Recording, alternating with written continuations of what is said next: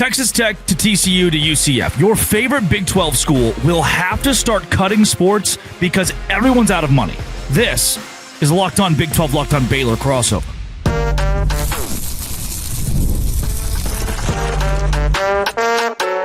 You are Locked On Big 12, your daily podcast on the Big 12 Conference. Part of the Locked On Podcast Network, your team every day. Happy Monday, everybody. Welcome to a Locked On Baylor, Locked On Big 12 crossover. I'm Drake Toll from America's #1 Big 12 podcast, Locked On Big 12. Thank you for making our shows your first listen every single day. That is Cameron Stewart of Locked On Baylor. He's here because he's the expert. Spent 2 weeks in law school and knows more than anyone else that I'm familiar with about this house settlement deal and how it affects every Big 12 school from BYU to Baylor to Cincinnati. We will start with cutting sports. This is inevitable for many of you. Then the Big 12 title game next year, Texas Tech and Baylor. That's what one expert predicted. And they also predicted BYU will miss a bowl game entirely. That's a big one. I don't know. We'll get to all of those. If you hit subscribe, we get to keep our jobs. Cam, I've had conversations. You've had conversations with coaches at the Division I level, coaches that are in revenue sports, non-revenue sports in the last week. I've made phone calls to better understand what the house settlement means. I have a sister going to play softball at Baylor. I want to understand what money is she making? What scholarship does she have? How are scholarship limits affected? And the one thing I've learned, equestrian, tennis, soccer, baseball, softball, like any sport that is not football, men's and women's basketball at your school is now at risk of being cut entirely. Reason being, we are giving millions of dollars to baseball, millions of dollars to equestrian, millions of dollars to women's tennis, for coaches, for hotels, for play, and 95% of our revenue share from the university, that $20.5 million, is going to football, basketball. That's it, 95%. Those two sports at the men's and women's level in basketball as well. So if that is the case, and you need to start saving millions as yearly it goes up with inflation, your kind of only option is to start cutting. I mean, Baylor's already fired 9 assistant coaches. Already fired 9 assistant coaches because they can't afford to operate the way they were operating. Yeah, so this is interesting, kind of a jumping off point here, because I know I'm the Baylor guy too, but Baylor's a great example of like, it's small, it's private, it's got a good endowment for a private school, but I would say fairly decent when it comes to Power 4 major athletic programs. And schools like Baylor and TCU as well, and I'll put in like an Iowa State or a Kansas State, which also falls in that kind of financial strata of doing it the right way, right? They've hired good coaches. They have focused on revenue sports, which has helped the other sports. How many times do we use the term like football keeps the lights on? Football, when football is good, it obviously means more going to the football program, but typically that has been a trickle-down effect to the rest of sports for a school. And I know for Baylor, it absolutely had that effect in the 2010s when football started to get good again, or good for the first time in a while. There was a great trickle-down effect financially for the rest of these programs, and that allowed you to get better coaches in tennis, in soccer, in golf. One of the best coaches in the country is at Baylor golf, and now that's actually going to work in a counterproductive way. Keeping the lights on and pumping more money into football is inevitably going to take away from these other sports. Now, I've talked to people within the Baylor athletic department. Sources are telling me that they're not like imminent. It's not like they're ready to cut volleyball right now. They're not cutting a sport this year, but you bring up the point. There are other ways that there are still cost-cutting measures they have to do. And for you head coaches, that means taking away assistants. That means less money for the transfer portal, because that does exist in other sports, right? Yeah. Not just football and basketball. That could be, a difference in a preseason tournament for some of these sports and not being able to make that trip. It maybe means some more bus trips or some Best Westerns, there's going to be cost cutting. And I know that Baylor's not looking to cut sports right now, but we also talk about as the years go on, that $20.5 million is going to become a bigger number. And that's just more that you're taking from revenue. And if you don't have a great football team, you're picking from about the same pot of revenue every year. You know what I mean? I know we're going into a new TV contract and all that, but if you're not making the conference championship game or the college football playoff or major bowl games outside of the college football playoff, if that's not an oxymoron yet, then you're picking from the same pool every year, and that price is going up. That's kind of what Jamie Pollard was talking about a few weeks ago. Yeah, Coach McGraw, Baylor Golf, spectacular, right? I mean, great, yeah. But we now have to ask the question, and I've had him on shows before, talked to the guy, love the program. I'm getting into golf myself. What's the point? Can't believe that, by the way. If you're Mac Rhodes, if you're Santiago, if you're Jamie Pollard, if you're Hokut, what is the point of having a men's golf team? Previously, this was another opportunity to diversify your athletics department. Have, because again, that's kind of your doorstep. This is the front porch of your university athletics, and men's golf adds some sort of value. Now, you start to look at like, oh shoot, they're costing me a lot of money, and is the juice worth the squeeze? Do I need in this era? They're not on ESPN. They're not a marketing tool right now. Their followership is maybe 7,000 on Instagram or TikTok or whatever it is. So why do I have it? It's like, when we talk about football and specifically the NFL, it's like, dude, none of it matters if your GM stinks or your head coach stinks or your owner stinks. If the quarterback is good, none of it matters, right? Like that's what we use with football all the time. When it comes to college athletics under this, it's not going to matter if you have a great coach, good facilities, good recruiting, and all these other sports. If football sucks, you suck. Like everything's brought down when it comes to this model. So it definitely does even out the playing field in some respects. I'm not saying that it's all like the worst thing ever, but when push comes to shove, like if you don't have good football for like 3 years in a row, that's bringing down your entire athletic program more than it really ever has. Because again, I'll use Baylor as the example because they've waxed and waned the last 10 years of being pretty good, right? They've had some great teams, they've had some bad teams, and a lot of in between. And they've had stretches where they've gone a couple years without being good, but that didn't matter when you had Kim Mulkey still as your women's basketball coach. Or, McGraw with golf, or, having a good tennis team. That didn't matter because you're like, all right, well, we'll bounce back here. Now 3 years in this cycle is like 8 or 10 years before. 8 or 10 years bad at football, you're like, that sucks for everybody. We've got to get better at football. That is now just going to be 3-4 years. It's going to be real expedited of not having good football. That means it's going to be bad for everybody else. And yeah, that is going to mean cutting sports. Now it's UTEP and some of these other smaller schools. I know UTEP just cut one, but a few years from now, when that pot goes up of how much more of the revenue sharing you have to dish out every single year, then it's not going to be UTEP or UTA.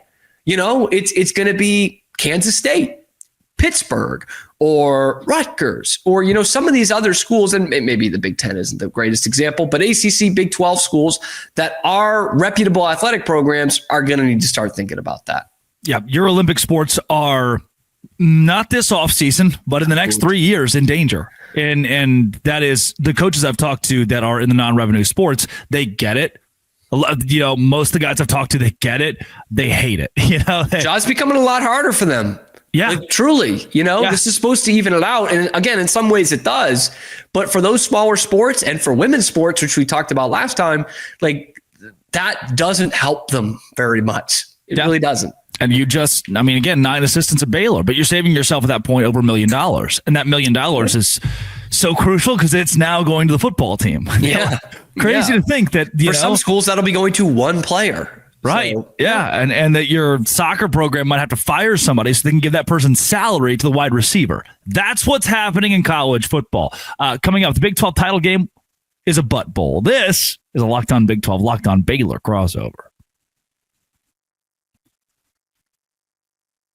Today's show is brought to you by, now look, I get it.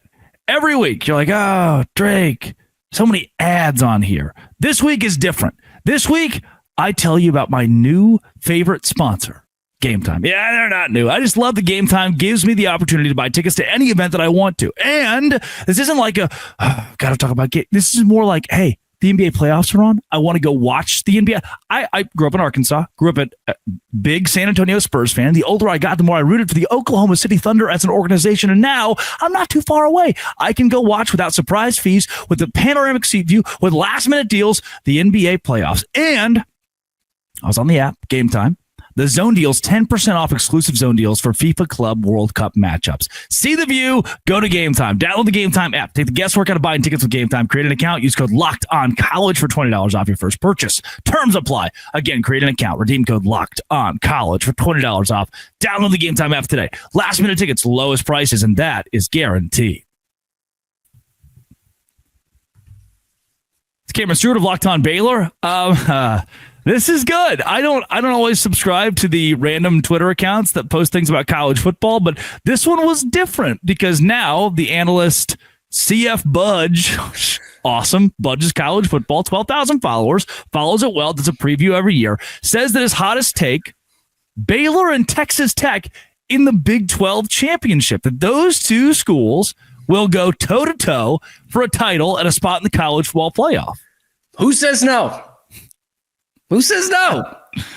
It's possible. It's possible. Okay. My question we can get into both teams here. I just think there are better teams than Baylor in the Big 12. And that's not a crazy take at all. You know, Arizona State's going to be loaded. Kansas State's very good. People are overlooking Iowa State a little bit because they lost such wide receiver production. But I don't want to, I don't want to count out Matt Campbell in this. BYU is still very formidable, even without Jake Retzlaff, if he doesn't play this fall. But Texas Tech, reload out of the portal, the best portal class arguably in the country. Yep. Joey McGuire seems like he could finally put it together. A great back half of the season in 2024. They're very good. My question would be, like, a Baylor defense that you watched against Colorado last year and thought, how do you not? A Baylor defense you watched against LSU last year, Swiss cheese, right? How do you not? I need to know. Yeah, it was just that last play against Colorado, really. I need to know. Well, they were good, but that game was also September. The LSU game is December 31st. Much later. Yeah, for sure. Much later. I need to know how Baylor gets to Arlington, and is it really only because of the two words when put together equals Sawyer Robertson? I mean, that is the biggest reason. It's funny. I had someone after I did a crossover with Blackerby about the Auburn game, and someone commented like, "Do you have any reasons why Baylor would actually beat them, or is it just that or are they better at any one particular position, or is it just Sawyer Robertson?" And I said, "Well, yeah, that is better at one position, Sawyer Robertson, and it's the most important position on the field." So yes, Sawyer is the biggest reason why they'll be competitive this year, and by that I mean contending for the Big 12 championship. But the other thing too is like, I really respect Tech's portal class. You know, we got to find a happy medium between, you know, who's bringing back the best, who's bringing in the best, what coaches can get the most out of them in year one. And I think there's still a lot of questions with that with Joey McGuire and Texas Tech. They've had some good portal rankings the last few years. This is obviously by far the best. And I'm just trying not to get tripped up on, I've thought about Tech as the dark horse to win this conference the last like 3 years, and it doesn't ever even come close. But looking at the portal, because I think that has a lot to do with how we perceive teams in the preseason in this day and age, right? More than ever before, we can see they added this talent and this talent and this talent, right?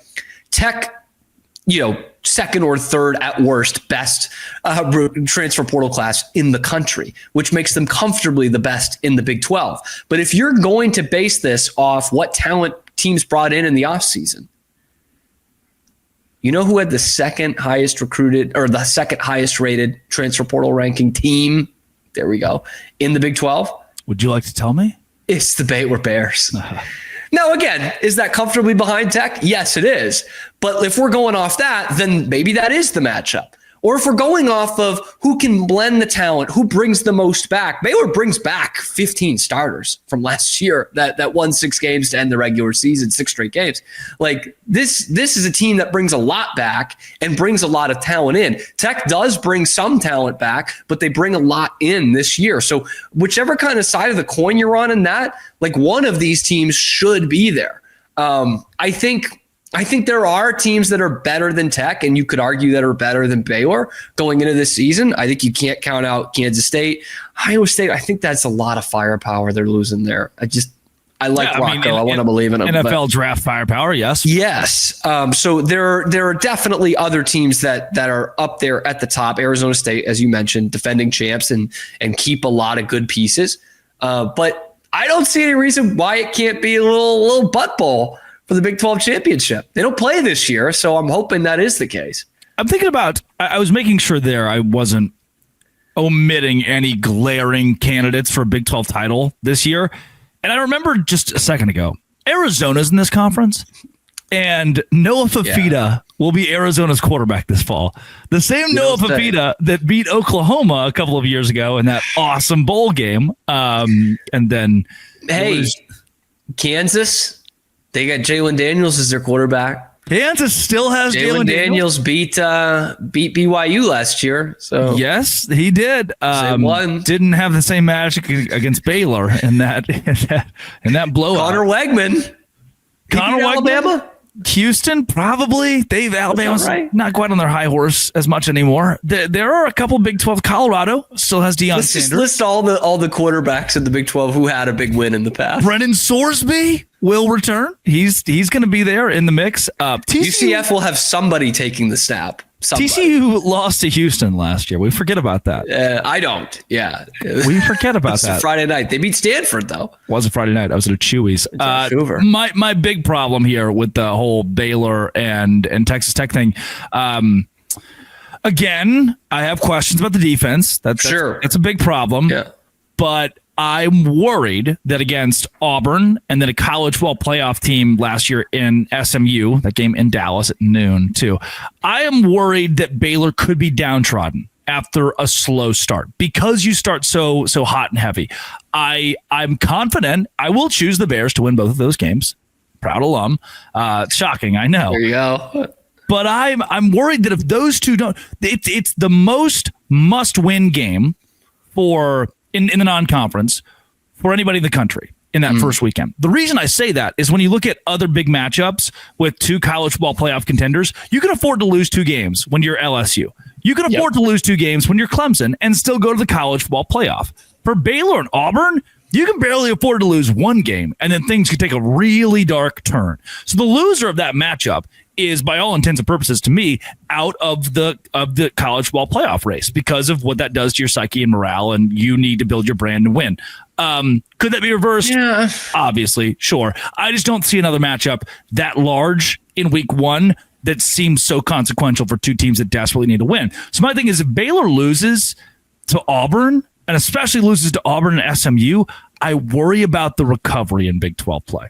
Yeah, I mean, the other thing would be, obviously Baylor could lose that game and still be a real contender in their conference. Correct. I don't know that Auburn could. The SEC's a different animal. The other thing, to support this is Dave Aranda has had this pretty much every year he's been there. Some sort of issue, other than 2021, some sort of issue with we weren't ready for this game, or we made too much of this game and put too much pressure on ourselves. And that's where I do get a little worried because, those are two massive games, but they also don't count at all towards your Big 12 record. And what your goal should be is to win a Big 12 championship. That should be your goal when you have a good team going into the season. So that to me is you've got to compartmentalize that. These first two games are fun. You can make a statement or anything, but they really don't count at all towards your goal. And on the flip side, by the way, Tech can start pretty hot.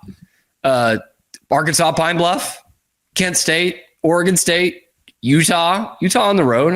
We'll see. Yeah. Houston, Kansas. They could start pretty hot that first half of the season. We didn't talk about Utah as a potential contender. No, we didn't. With Cam Rising at quarterback this year. They're going to wheel him out there. Charlie Brewer backing him up. Hope for the best. Coming up, BYU missing a bowl game. What? Locked on Big 12.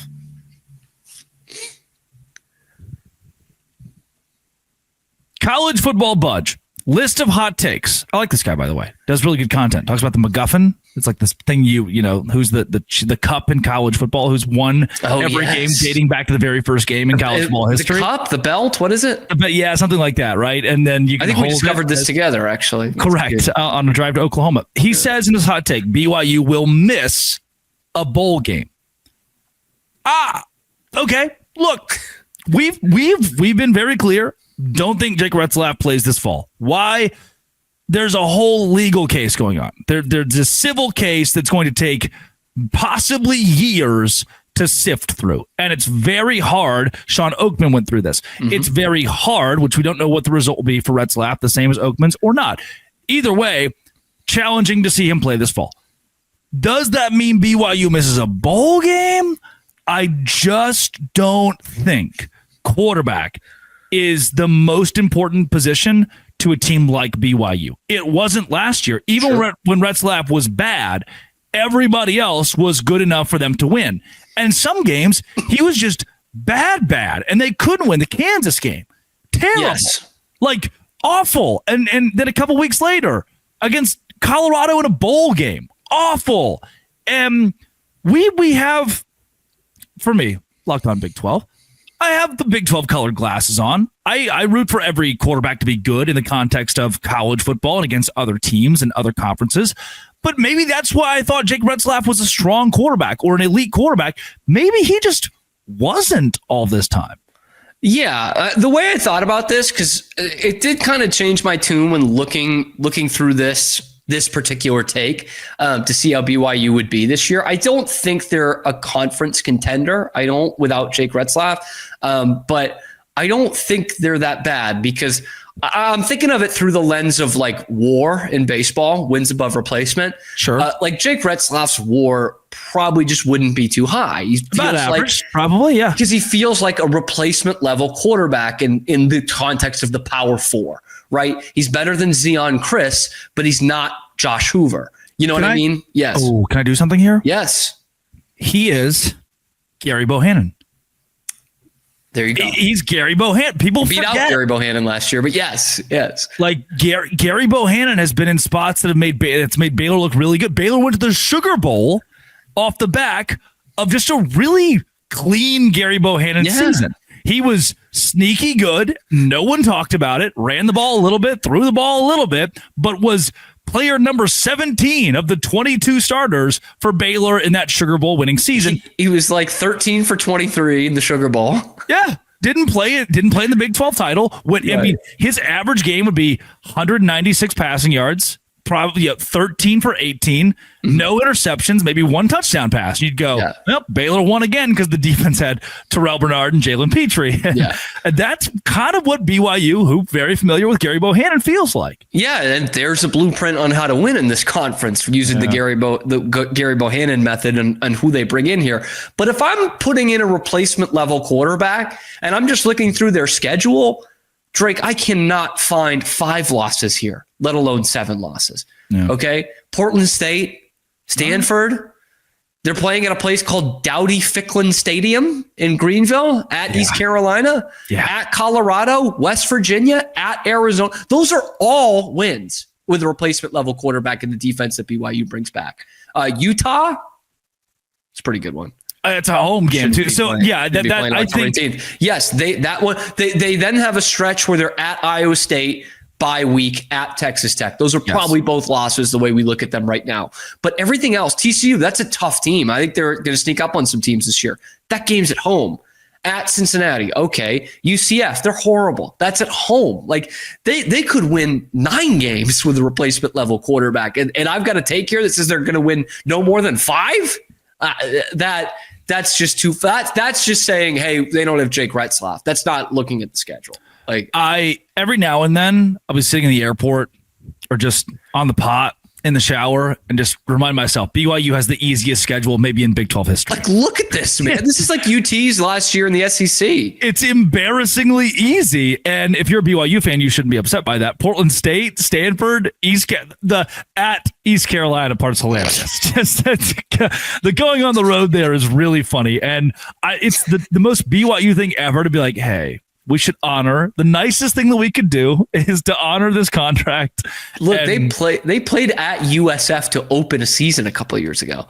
When we went week 2, Baylor at BYU, they had just played USF. They probably scheduled this game 10 years ago when they were in the middle of independence and they were playing, a random schedules, completely random schedules. And so I respect you for playing at East Carolina. But look, I don't think Colorado, it's crazy that game's at 10:15 p.m. And the next week, West Virginia's at 10:30 p.m. It's just kind of, I'm not going to sleep. Poor ever. West Virginia.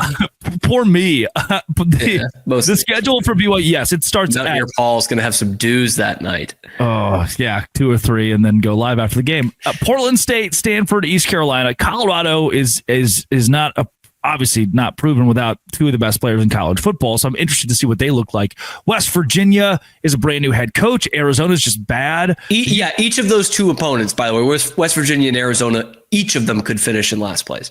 That's realistic. I have higher expectations for West Virginia. I could see them at 10. I think they're both better than UCF. I'm not as worried about the Utah game because it's in Provo. I believe BYU will do well there. And you're right. Iowa State, Texas Tech, TCU, tough stretch. That TCU game's at home, and then Cincinnati, UCF are both bottom tier of the conference going into this season. It's by virtue of their schedule, BYU should make the Big 12 championship game. We have gifted you. You have 2 games in there. We're asking you to win one of those 2 on the road or lose both of them and still probably make the Big 12 championship game. Yeah. That's a realistic possibility. If those are the only 2 losses they have, they're probably in the game. And again, I mean, stuff happens. I think I don't think they'll go 10-2. We're looking at this now in June, but do you really think they could go 5-7 based off this? Like, think of how bad that offense has to be. Think how bad your quarterback play has to be. Why won't they go 10-2? Because these things happen, man. Like TCU lost to Houston last year, but they could have Josh Hoover go nuclear and throw for 420 at Lavelle Edwards and win it, 42-24. Not a lot of 420 going on at Lavelle Edwards. No, that would be the only one, I think. Yeah, I think. But just this conference, you can't accurately predict this conference, Drake. Try as we might for a couple more months here. Yes, Arizona State, I had it going 3-9, I think, and they went and won the Big 12 title after picking TCU 2-10 in 2022 preseason. I also had TCU at 2-10, and they went to the national championship game. Everybody misses sometimes. Yeah, I always struggle with that analysis. I do it sometimes too in my midweek where I'm making predictions for, say, week 3. It's like, I think that Baylor will win this game. Why? I don't know. The Big 12. And it is our job. Yeah. But it's hard to back something up with. I don't really have a ton of just hard data on why I think this thing. But the Big 12's crazy. And at the same time, it's not really a cop-out. The Big 12 is just it's like a Big 12 tax. Like, you got to throw this on here and be like, BYU could well go 10-2, but you've got to have like a game and a half tax. Yeah. Of like, these ones could go either way. I think I had Baylor going like 5-7 last year, but beating TCU, and people were freaking out over, how that was out. Well, it's the Big 12. It's a rivalry. It's and half of that was right. And honestly, there at the beginning of the year, the first half of the Utah game, I thought Baylor was going to be the most ass football team to ever grace the planet. That first quarter of just Cam Rising, 21-0 immediately. Was it? It was the Miss PAT, It was so like I was in Des Moines, Iowa, in a press box at a minor league stadium, watching the game on the TV, just thinking, oh my gosh, this is the worst college football team I've maybe seen in my life. This is Phil Steele era of Baylor, and obviously they turned it around. Do you remember what were you thinking 7 minutes into the Utah game that day? What were your thoughts in your brain? Remember that day? Yes, I broke a pen by accident, slamming it down on a table, taking my notes on the game. It looked like Dave Aranda might not make the flight home. Like, here we go again. Like, I tweeted 9 times. I tweeted fire Dave Aranda in the span of probably 30 minutes. Watching DeQuan Finn in that game was not unlike watching Cam Newton as a New England Patriot. You're like, this is not it. Like, the ball's just not going to get there. He's going to be fading away, throwing every pass. They're not going to score 14 points in a game this year. It was pretty bleak.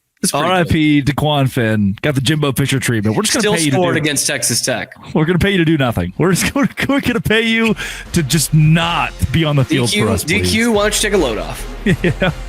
All right, it's Cameron Stewart of Locked On Baylor. This has been and always will be Locked On. Thanks for making it your first listen every single day across the board with Baylor and the Dose Grande.